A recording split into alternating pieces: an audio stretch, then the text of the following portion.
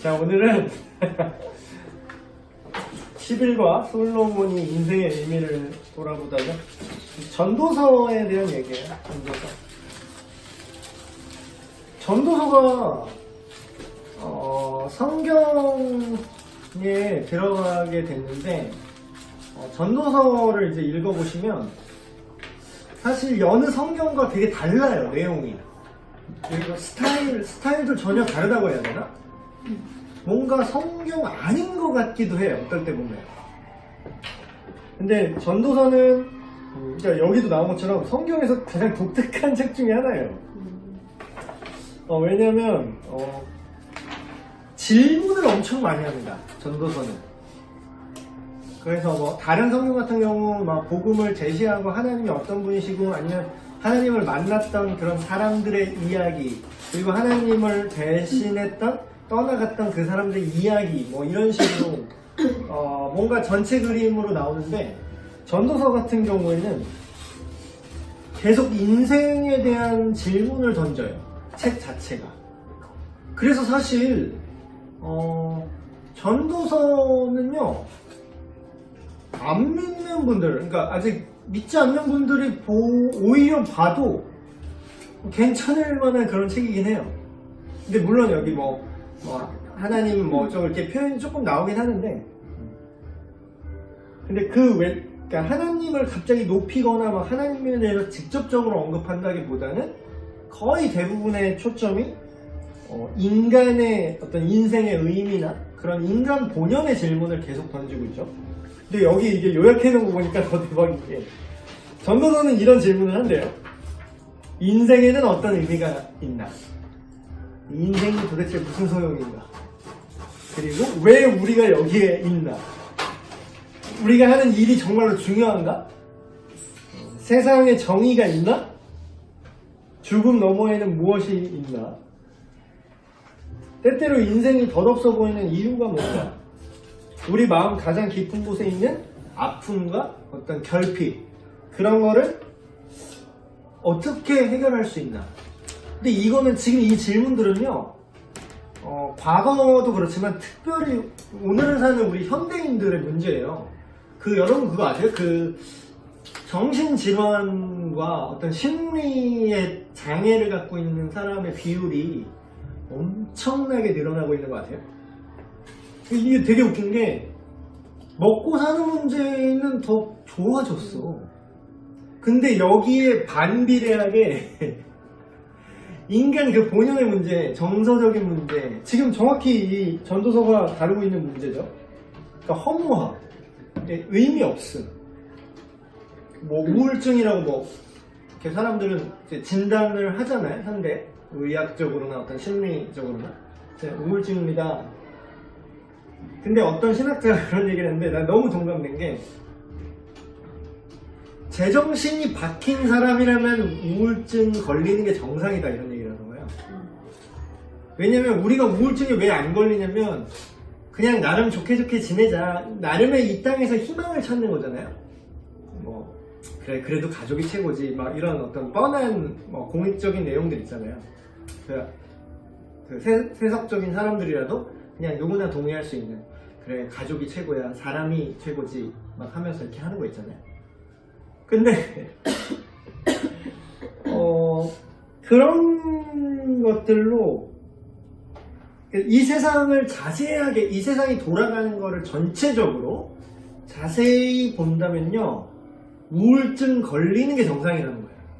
그러니까 예를 들어서 아까 지금 근데 우리 사회 문화는 우울증 걸리는 게 그 사람이 되게 좀 그래도 그게 정상이 아니라, 정상이라는 거는 여기 있고 정상이라는 범주가 여기 있으면 비정상이라는 그 범주에 우울증과 막 기타 심리질환, 공황장애 등등 이렇게 있잖아요. 근데 정상인 사람이 왜 정상일 수 있는 거죠? 우리가 살면서? 그러니까 아까 말했던 그래도 내 주변에 좀 멀쩡하고 나름 좀 풍족한 환경에 정서적으로 그래도 좋게 좋은 아버지 어머니, 그래도 나름 상식적인 괜찮은 분들한테 잘한 사람이 그럴 수 있는 거잖아요. 근데 그 범위를 세계 전체로 늘려보자는 거죠.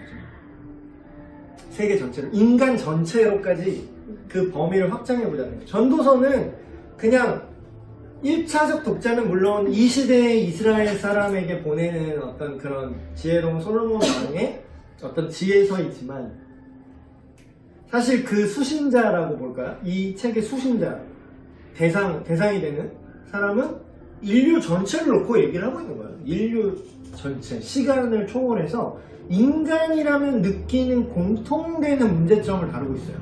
그러니까 나는 개인적으로 어떤 철학, 인문학, 미학이라고 하나? 뭐 그런 것들 있잖아요. 인간 본연에 대한 탐구를 하는 거, 정신의학이든 또 심리학이라든지 상담. 그러니까 인간의 내면과 인간의 어떠함을 다루는 그런 학문들이 지금 있잖아요. 근데 제 생각에는, 물론 제가 목사라서 하는 얘기일 수도 있지만, 제 생각에는 전도서를 다 읽어보셔야 될 것 같아요. 왜냐면 이 당시에 그런 인간의 그런 구체적인 지금에 말하는 어떤 질병이나 이런 것들에 대한 정확한 명칭이 있진 않았어요. 이 당시에 우울증이라는 그런 정신분열증 요새는 이름도 바뀌었던데 조현병 되게 전문 용어는 되게 말이 길더라고요. 그런 학명으로 어떤 질환이나 증상이 이렇게 정의되진 않았지만 이미 인간이 갖고 있는 모든 문제에 대해서 전도서에서 이미 다 언급하고 다 다루고 있다는 거예요. 그래서 솔로몬이 전도서를 썼을 때 어떤 책이든 저술 목적이라는 게 있잖아요. 이 책을 왜, 어떤 목적을 가지고 내가 이 책을 썼다. 근데 솔로몬이 이 전도서를 쓴 목적은 요 한마디면 끝납니다. 해 아래라는 표현 되게 많이 나오거든요, 전도서에. 해 아래. 이 얘기 뭐냐면, 해 밖에 있는 사람이 없잖아요. 모든 인류를 말하는 거예요. 모든 인류에게는 해가 떠요. 맨날 지하 골방에 영원히 있지 않는 한. 그럼 해 아래에 있는 이런 얘기를 한다는 건 결국 모든 사람을 얘기하는 거죠. 근데 해 아래 흘러가는 삶의 무상함을 보여주는 게 허무함. 인간 삶의 허무함을 보여주는 게 이 전도서의 목적이라는 거예요. 그러니까 정상적으로 그 인류의 범위를 넓혀보자니까요. 그러면 우리가 정상이라고 말했던 범주의 사람은 지극히 적은 비율인 거 아세요? 그냥 하다못해 그냥 애들 학교를 봐요. 학교를 봐. 그러면 옛날에, 이제는 또 그것도 하도 그러니까 이제는 정상 비정상 그 구분도 하지 말자고 얘기를 해. 워낙 많으니까. 학교에서 애들 가정환경을 조사하잖아요. 결손 가정이 옛날에 반이었다가 지금 반도 넘어요. 그러니까 편부모 가정, 이혼 가정이든 편부모 가정 엄청나게 많고, 이제 너무 흔해, 그게. 그러니까 너무 흔해. 이제는 흉도 아니야. 그런 얘기 하세요. 옛날에는 이혼이 되게 흉이었거든요. 옛날에 기억나시나 몰라요. 여러분 좀 어릴 때 TV에서 연예인이 여자 배우든 남자 배우든 잘 활동하다가 이혼한 게 스캔들이었어. 근데 지금 이혼이 대수예요? 이혼한 게 되게 스캔들이라서 이혼했다는 이유로 방송 하차하고 그랬어요. 옛날 연예인들은. 근데 지금은 그게 별거 흉도 아닐 정도로 너무 흔해졌죠. 예능거리. 그렇죠. 거의 그것도 하나의 소재가 되는 거지. 이혼 프로포즈도 하고. 그동안 힘들었지. 이제 제발 서로 갈 길 가자. 이런 식으로 프로포즈도 한다 그러는데 진짜 웃픈 얘기지. 웃픈 얘기. 그리고 전체 그런 부모 부부 관계뿐만 아니라 그런 학대받는 가정, 그러니까 가정으로서 제대로 돌봄을 못 받는 아이들, 전 세계 비중으로 보면 엄청납니다. 여러분. 그럼 생각해보세요. 뒤집어서 얘기해보세요. 자칭 정상인이라고 생각하는 사람들에 대해서 한번 이렇게 얘기를 해보자는 거예요. 너는 정말로, 그들은 하나님 안 믿으니까 그냥 그들의 표현대로 하면, 너는 정말로 운이 좋게 너희 어머니 아버지가 건강하게 그래도 가정을 지켜주셨고, 너는 정말로 운이 좋게 네 집안이 먹고 사는데 지장이 없고 너는 정말로 운이 좋게 너의 가족이나 너의 주변 사람들, 너의 사는 환경 그런 학대받지 않았기 때문에 네가 우울하지 않은 거 아니야? 뒤집어서 말해볼까요? 저 세계의 여러 이제 가혹한 환경들에 있는 거야. 태어났는데 아빠는 마약 중독자. 근데 되게 흔해요 이게. 그러니까 우리나라는 이제 그래도 아직까지는 마약 청정 국가인데 이 서구권 보면은 유럽도 마약이 되게 흔해요. 그러니까 그게 물론 걔네들도 법적으로는 대놓고 하면 걸리는데 마치 이런 거지. 요새 학교 다니는 애들이 뭐 담배 피는 거 걸리면은 벌점 맞긴 하죠. 근데 안 피는 애들은 없잖아. 거의 없잖아. 학교 막 고등학생들 담배 다 피잖아. 그런 거랑 똑같은 거야. 거의 마약이 그런 식이래요. 근데 태어났는데 아빠 마약 중독자야? 태어나서 봤는데 막 겁나 학대당해. 그럼 그 사람 보러 야, 너 우울증 고쳐야 돼 이렇게 말할 수 있어요? 내가 붙잡혀가지고 납치당해서 강간당해갖고 막 아기 공장 됐어. 근데 그런 사람한테 가갖고 인생을 너무 그렇게 나쁘게만 살지 마세요. 긍정적인 사고방식을 가지세요. 우울증은 치료받아야 합니다. 이게 뭔 지랄이요. 그게 이상한 거 아니에요? 그러니까 그 신학자의 말이 왜 맞냐면 인류 전체를 봤을 때 우리는 이 죄의 결과로 인해서 엄청나게 고통당하고 있다고. 근데 고통당하는 사람한테 가갖고 할 수 있습니다. 잘 되는 나. 믿는 대로 됩니다. 희망을 가지세요. 뭐지? 시크릿? 뭐 어쩌고? 뭐 무지개의 비밀 어쩌고? 그게 미친 사람이지. 그럼 뭐예요? 정신이 제대로 박혀서 이 우리가 살고 있는 인간의 본질을 정확히 보는 안목을 가졌다면 그 사람은 우울증에 걸리는 게 정상일까요? 그래도 막 정신승리하고 괜찮아 세상은 아름다워 이게 정상일까? 우울증 걸린 게 정상이라는 거야.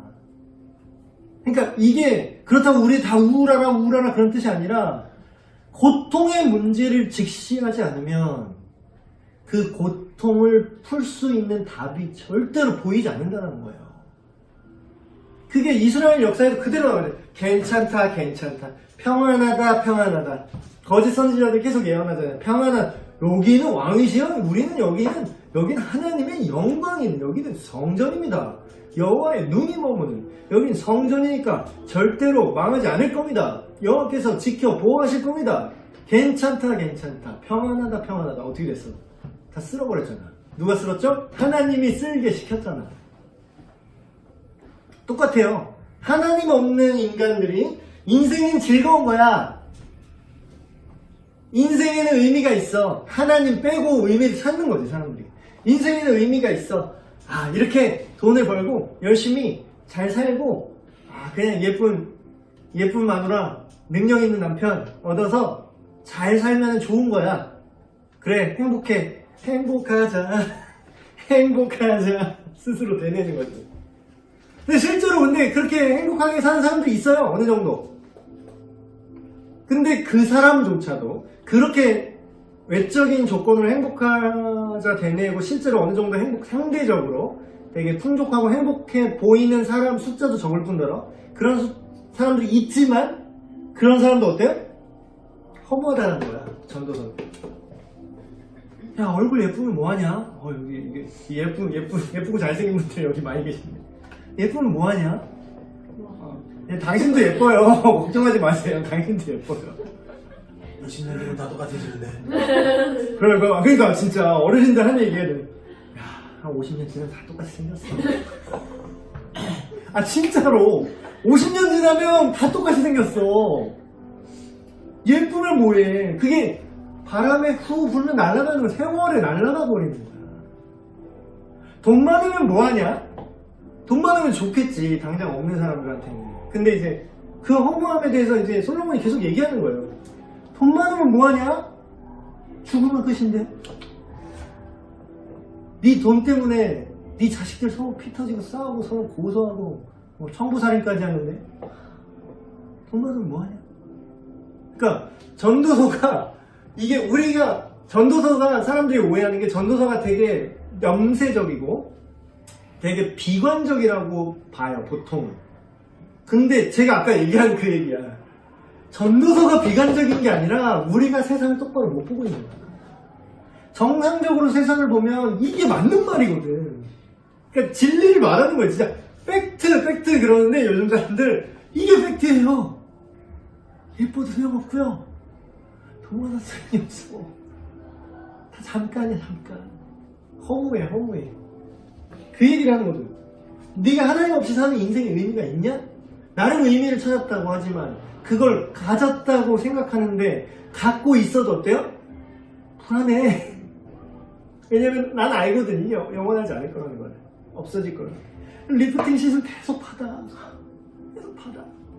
그래서 막 진짜 한 50살인데 한 30살 보이는 분이 있어요. 깜짝 놀랐어 진짜. 와.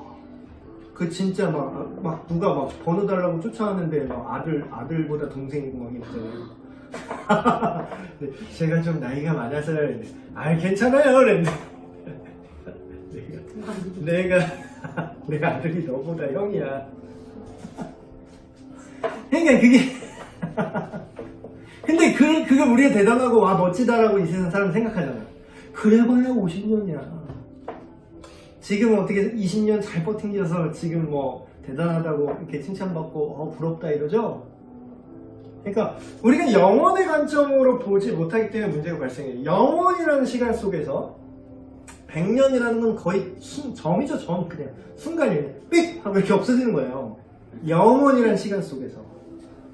그래서 실제로 그 하나님이 처음에 인간에게 너희가 이렇게 범죄를 하면 정령 죽으리라 라고 얘기했잖아요. 근데 우리는 막 깐죽거리죠. 안 죽었잖아요. 살아있잖아요. 그래도 뭐 그때는 1000년 가까이 살았고 아무리 수명 줄어도 막 아브람 때 그 선조 때 그래도 막 점점점 노아 홍수 때 점점 수명 줄어서 뭐 300살도 살았고 그 근처에는. 근데 지금 뭐 120세로 됐지만 안 죽었잖아요. 깝죽거리죠. 영원이란 시간 속에 1000년이든 100년이든 그만큼만 원래 영원히 살았는데 1000년이든 100년 살면은 그 이과 머리는 좀 알잖아. 이게 무슨 뜻인지. 이게 엄청나게 분모가 엄청나게 늘어나면 분자는 있으나 마나죠. 이게 무한으로 수렴하잖아. 분모가 무한이면 분자가 1000이든 100이든 억이든 제로예요. 그냥 없는 거야. 그럼 하나님 볼 때 어때요? 이미 넌 죽은 거야. 이미 넌 죽었다고.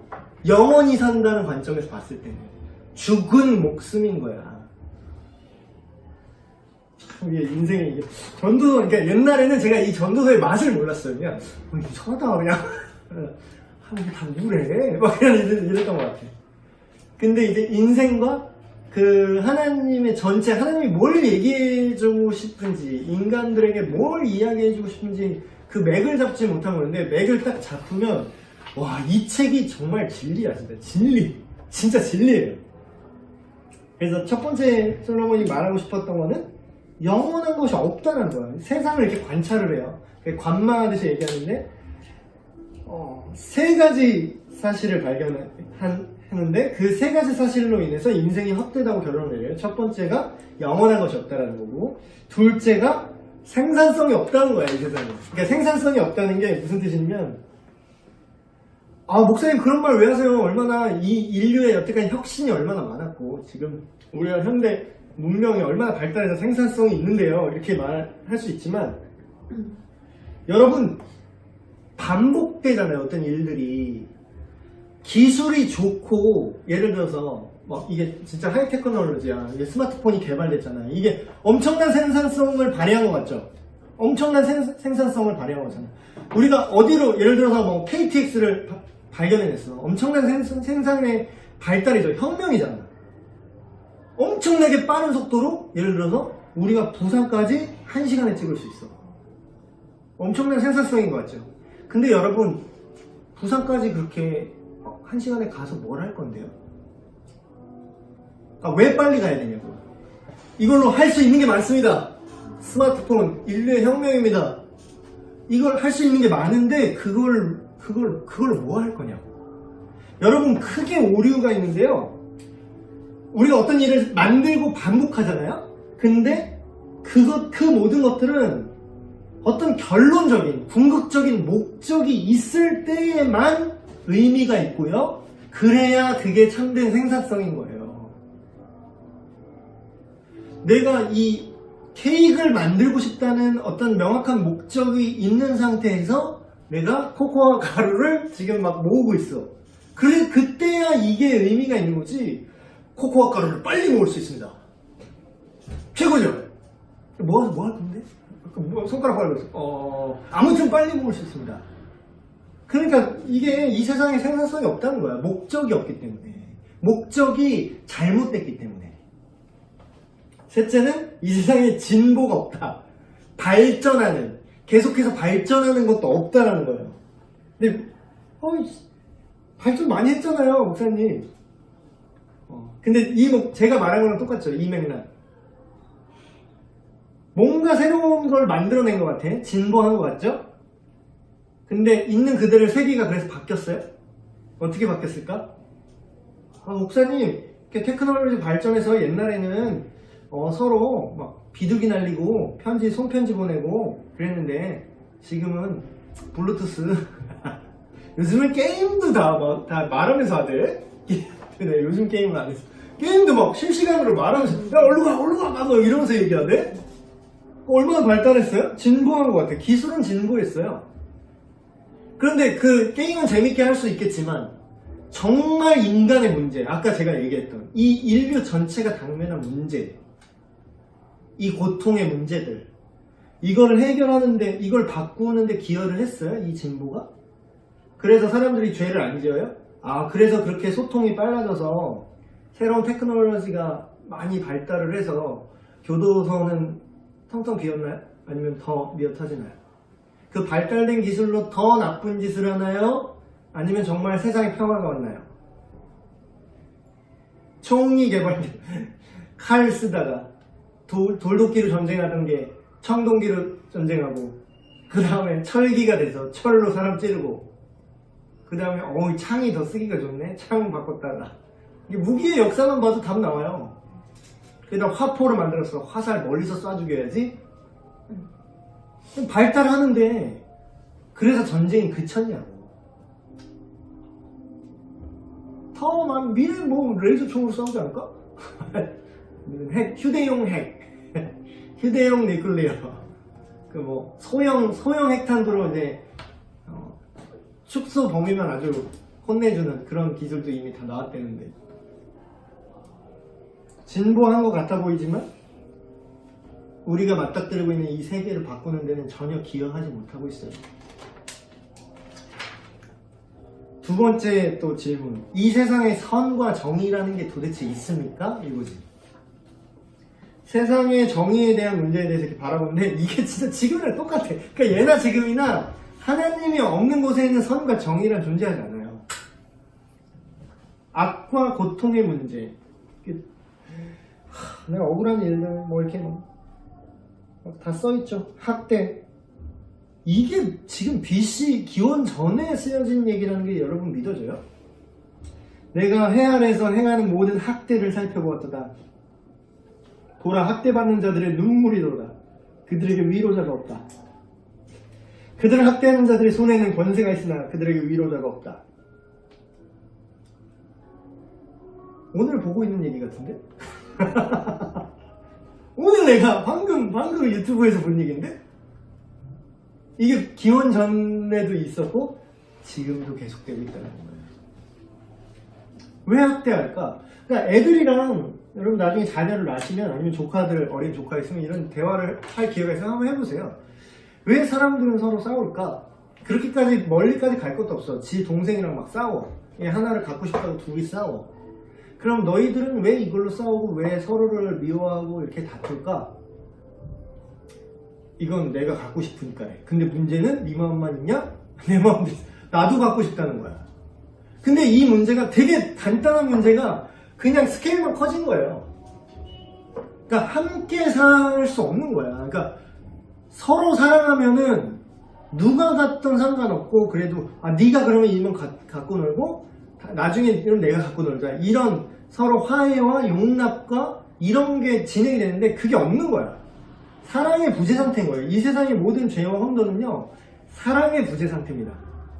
근데 사랑이 뭐라고요? 하나님은 사랑이십니다. 하나님 안에만 참 사랑이 있어요. 근데 그걸 거절하니까 어떻게 해요? 선과 정의와, 그러니까 사랑의 부재 상태로 인해서 파생되는 게, 하나님도 또 하나님만이 선하시잖아요? 근데 그게 없어지는 거야. 그럼 뭐가 남아요? 자기가 생각할 때 내가 이거는 내 거야. 그러니까 너한테 빼앗을 거야. 이게 국가적 차원으로 가면 전쟁이 되는 거예요. 국가적 차원으로 가면. 그러니까 이게 되게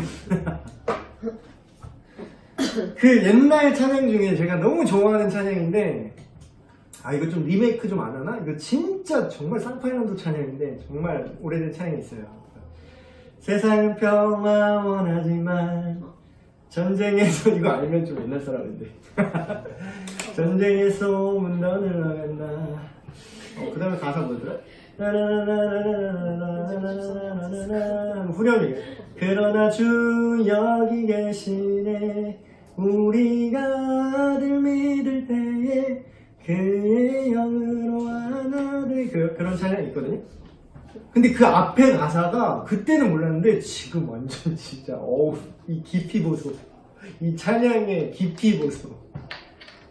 세상은 평화를 원해. 아니 적어도 말만이라도 원한대요. 근데 정말로 원하나? 안 원해. 정말로 원하냐고요. 그러니까 원하는 척은 해. 표면적으로. 진짜로 원하는 사람이 과연 몇이나 있을까? 그 옛날에 어떤 그 메탈 음악 앨범 그 타이틀이 그거였는데, 그 워딩이 생각 안 나는데 번역해서 말씀드리면 이런 제목이었어요. 그 앨범 그 타이틀이 평화를 팝니다. 그러나 누가 살까요? 이런 거. 피스 뭐 어쩌고 뭐 셀 뭐 후 바이 뭐 이런 거. 근데 그 말이야, 그 말. 사실 아무도 원하지 않아요. 아니 원하지. 원하는데 어떤 평화를 원해요? 내 맘대로 하는 평화를 원하지. 네가 내 말 듣길 원하지. 네가 나한테 정복하는 평화를 원하지. 네 걸 빼앗아서 내가 평화하기를 원하지. 그럼 뭐예요? 근데 네 거를 빼앗으면, 내가 빼앗으면 나는 평화롭지만 상대방은 뭐예요? 그게 평화예요? 고통이야. 그러니까 평화는 오지 않아요. 이게 절대 올 수가 없어. 이렇게 이기적인 평화를 원하는 이상, 평화는 말로만 평화를 원한다 그러지, 그건 너만 누리는 평화를 원하는 거지, 네가 평화를 누림으로 인해서 다른 사람들이 다 고통받게 하는 그런 멘탈리티를 모두가 갖고 있으면 그게 지옥이에요. 그게 지옥이라고. 그러니까 이 땅에 싸움이 그친 날이 없는 거야. 여러분 당장 우리 보고 있어요. 어떤 이 세상의 불의와 고통에 대해서 여러분 눈을 감으면 안 돼. 눈을 감으면 안 된다고요. 여러분 지금 막 평화 오라고, 전쟁이 가고 평화 오라고 우리나라도 그러잖아요? 제가 어느 특정 뭐 정당 편을 드는 게 아니라 생각을 해봐. 진짜 그렇잖아. 북한 정권이랑 우리가 평화를 손을 잡는다고 생각해 봅시다. 그게 평화예요? 우리한테는 평화겠지. 우리한테는 평화할 수 있어요? 니네가 더 이상 도발 안 한다고? 더 이상 핵으로 우리 위협하지 않는다고? 우리는 평화야. 근데 북한 주민한테 그게 평화일까? 걔네 아오지 탄광에서 계속 지금도 고통당하고 있는데, 걔네들 계속 지금 북한 정권 김정은 기풍조로 지금 착취당하고 있는 여자애들 어떻게 할 거야? 걔네 뭐 이빨도 다 뽑는다는데, 이거 촬영해서 이거 다 말할 순 없고. 그게 평화예요? 걔네들을 희생해서 얻는 평화라는 거야? 희생도 아니지. 희생은 의미가 있을 때 희생이라고 그러죠. 걔네가 착취당함으로 인해서 우리가 평화를 누려? 그건 평화가 아니에요. 그건 평화가 아니라고. 내가 분명히 악마랑은 손을 잡을 수가 없는 거예요, 여러분. 그리스도와 벨리알이 어떻게 평화를 누려? 벨리알이랑 평화를 누릴 수가 없어. 히틀러하고 평화를 논할 수 없어요. 근데 다들 왜 이렇게 입을 다무나 몰라. 난 진짜 이상해. 그래서 내가 기사 얼마 전에 봤는데 그 기사도 막 덮여. 근데 기사 나온 게 뭐냐면 파주의 그 중공군 6.25 전쟁 당시에 중국 공산당 군대가 우리 침공한 거 아시죠? 그때 중공군 무슨 추모 행사 이런 걸 가정해가지고 북한군 추모 행사를 같이 한 거야. 조선민주주의 인민공화국 군인 추모제라고 그거를 그 행사를 했는데 우리나라 대한민국 국회의원이 거기에 참여해서 묵념을 하고 있네? 이래도 간첩이 없어? 미친 거 아니야? 그러면서 평화래. 평화. 여러분 그 거짓말이야. 그 거짓 평화야. 참 평화. 예. 그러니까 우리가 거짓 평화에 속으면 안 돼요. 그럼 거짓 평화지. 진짜 평화는 뭐예요? 걔네들이 정말로 자기네 주체 사상을 버리고 그런 폭정과 북한 주민들을 향한 그런 폭정과 착취와 억압을 버릴 때 평화가 와. 근데 전혀 뭐 버린다고 그랬어요? 전혀. 근데 무슨 평화야? 그 평화에 동조하면 오히려 그게 징그러운 거예요. 셋째, 우리는 무엇을 위해 사나? 이게 진짜 현대인들한테 마음속에 갈급합니다. 도대체 무엇을 위해 사냐? 근데 사실 우리의 문제, 여기서 되게 중요한 지적을 했는데 우리의 문제가 진실을 모르는 데 문제라고 보통 생각을 해요. 사람들이 이렇게 이런 귀한 진실을 모르는구나. 근데 여러분, 우리가 진실을 모르는 게 문제가 아니라요, 진실을 은폐하는 게 문제예요. 그러니까 사실 더 정확히 말하면 진실을 알고 싶어 하지 않아요, 본인들도. 그러니까 옛날에 뭐 그 매트릭스, 벌써 되게 오래된 영화지만 매트릭스 영화에 그게 있어요. 빨간 약, 파란 약 이런 장면 나오잖아요. 빨간 약을 먹으면 고통스럽지만 진실에 눈을 떠서 진실을 위해서 싸울 수 있고, 파란 약을 먹으면 계속 거짓말, 가상의 이 현실 속에서 그냥 편안하게 하지만 진실은 그 기계들의 숙주로 삼면서 여기서 그냥 여기 인간 전기 빨아먹히면서 이렇게 여기 뇌에만 이렇게 마약같이 좋은 환상을 넣어주는 거잖아요. 그렇게 그냥 살 것이냐 선택하라고 그러잖아요. 근데 사람들은 다 파란 약을 먹는다는 거예요. 그러니까 아까 얘기했던 것처럼 현실을 보려 하지 않아요. 벚꽃 구경 가는 거지 뭐.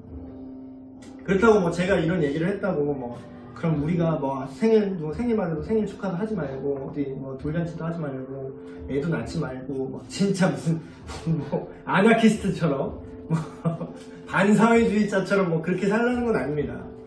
근데 우리가 그 인식을 갖고 살아야 된다는 거예요. 제가 그 얘기를 계속 도전하는 게 그거예요. 하나님은 주시고 주신 만큼 요구하시는 분입니다.